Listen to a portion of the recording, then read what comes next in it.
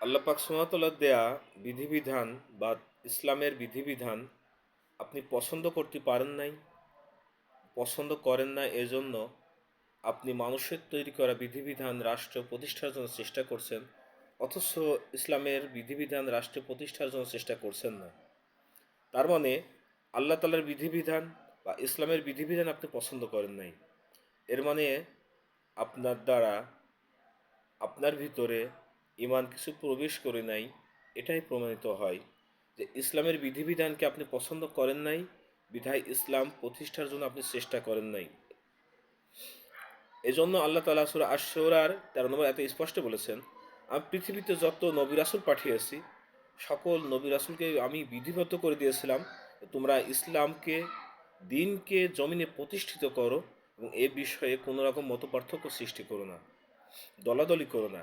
কিন্তু আমরা সেই ইসলামকে বাদ দিয়ে মানুষের তৈরি করা সংবিধান, আইন, নিয়মনীতি, পদ্ধতি, প্রশাসন, বিচার সব কিছু তৈরি করে ফেলেছি।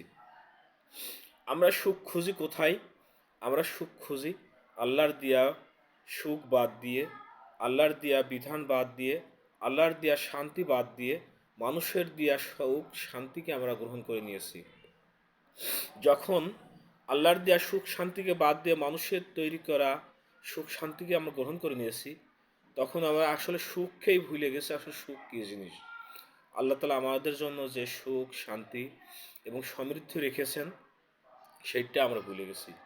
দেখুন, আমাদের সমাজকে যদি পরিবর্তন করতে হয় তাহলে আল্লাহ তাআলার বিধিবিধান নিয়ম নীতিকে বাদ দিয়ে কখনোই সমাজ রাষ্ট্র পরিবর্তন সম্ভব না।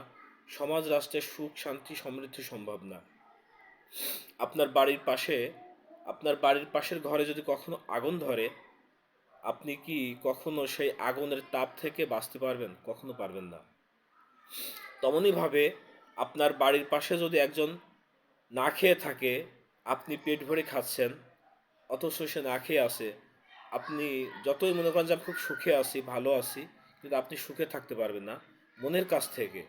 আপনি মুখের জোরে যতই থাকেন না কেন, কিন্তু মনের কাছে আপনি কখনোই সুখে থাকতে পারবেন না। এজন্য ইসলামে এমন একটি বিধিবিধান, এমন একটি পদ্ধতি, এমন একটি নিয়ম নীতি দিয়েছে, যে পদ্ধতি, যে নিয়ম নীতির মাধ্যমে সমাজ, রাষ্ট্র, পরিবার, টোটাল মানে জীবন ব্যবস্থাকে আল্লাহ তাআলা সুখী সমৃদ্ধ করে দেওয়ার জন্য ব্যবস্থা করে দিয়েছেন।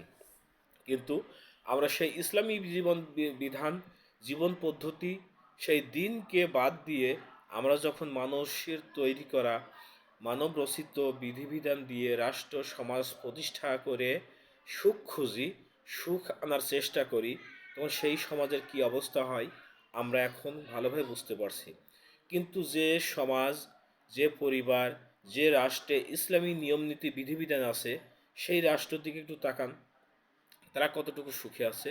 আর আমরা ইসলামকে বাদ দিয়ে যে সমাজে বসবাস করি, সেই যে পরিবারে বসবাস করি, যে রাষ্ট্রে বসবাস করি, সে রাষ্ট্র সমাজ কেমন চলে সেটা একটু একটু আপনি মিলিয়ে দেখবেন। এর জন্য আমরা চাই বাংলাদেশে ইসলামী রাষ্ট্র ব্যবস্থা প্রতিষ্ঠিত হোক, ইসলামী রাষ্ট্র ব্যবস্থা না যারা বাংলাদেশ পরিচালিত হোক, এইটা হোক আমাদের সবার কাম্য। আজকের মতো এই পর্যন্ত শেষ করছি। আসসালামু আলাইকুম রহমতুল্লাহ বরকাত।